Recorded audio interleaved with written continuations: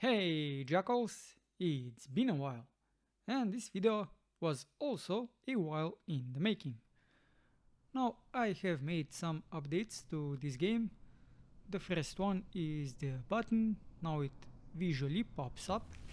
I have also locked all of the controls so that the user can't accidentally just walk off or do some other kind of shenanigans, like accidentally reset the high scores. But the main point of the video is coming at the end, so let's skip right to it. Aha! A new end screen. Besides the high score, I now added the randomizer name, so the dice, and the user can also input their own name. Now if I press on the dice button, it will simply select or generate a new random name. Push the button. Push it. Push it. Push it. As you can see, the button works. It randomly makes a new name in case you don't want it, but you can also type your own name. So this is how the keyboard most likely will look like if you just import the keyboard template, but you may need to do some finicking to get the buttons to highlight as you want. And I will show you how you can do that so that you have your own color scheme. And right now the user has to press continue for the name to be added to the top 10 high score list, which is awesome. As you will see, I have disabled the thumbsticks, so you cannot move anymore, and just a quick demo where you actually have to change this. So it's in the origin XR, we have this mapping, so the input, this is the left locomotion, so these are just the settings that I have on the left one and on the right one. The rest of them I have deleted. So if there is something that you do not need, you can simply delete those. Now these are the interactions. So the interactions is what will happen, and the locomotion is for moving around.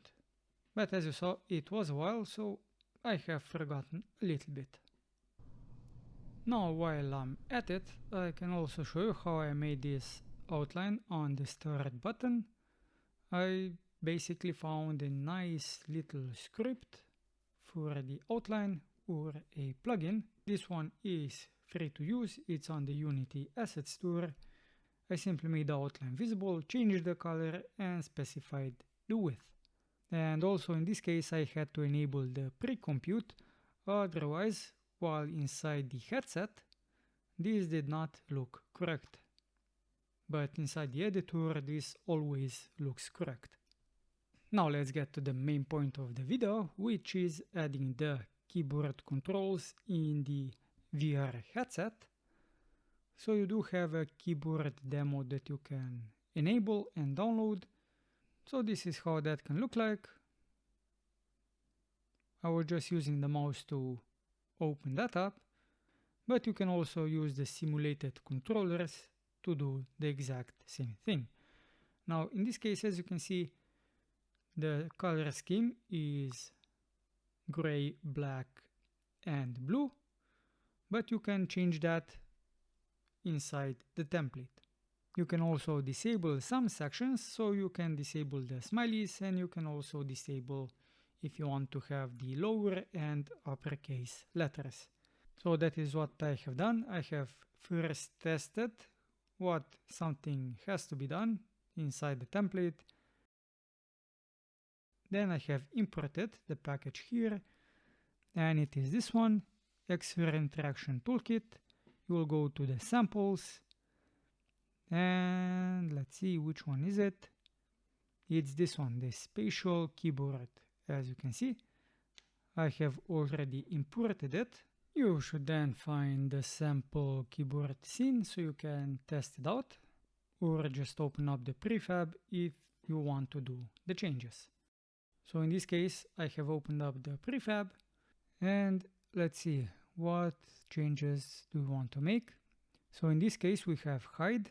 The hide is the keyboard icon button, and we have the clear and the backspace, and also the hashtag plus and equal signs. So here for the enter, I have simply changed the color. You have the normal and the highlighted one, and also the pressed one, so it's just a button. So the enter is the easiest one to change. Also change the text.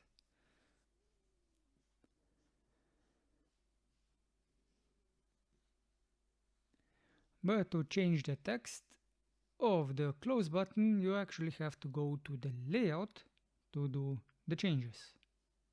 Now I'll simply put the prefab inside and rotate it so we can see it.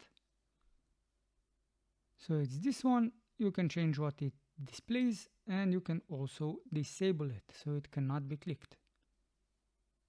Now for the clear and delete, I do not see the interactions here. Let's take a look at this layout. Also nothing that stands out. So let's open up the prefab. You can change the color here of the keys if you want. Let's go back to the prefab. So here it's the clear button. We can change the text. But for some reason I was not able to change the text of the clear or the icon for the delete button. So who knows what's up with that?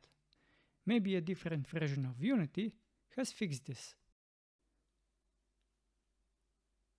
Let me just do a quick test. Has anything changed? Has it? I do see the close button, so it's no icons, and I can't click on the hashtag plus equals, so that's good, but it's a bit strange that the prefab has not changed. I have also made the input text to display the red color if there is too many characters entered, and I have also changed the default position once the player opens up the keyboard. So here I have specified the length. Based on the length, I set either the red or white color of the text, and if the text is too long, the player has to input a shorter text. Now that's it for this video. If you have any questions, do leave them down below and I will do my best to answer them. And if you want to see a mix of Unity and Blender coming together to make some game design, subscribe to the channel. I'm Simon, and until next time, Jackal, keep it digital.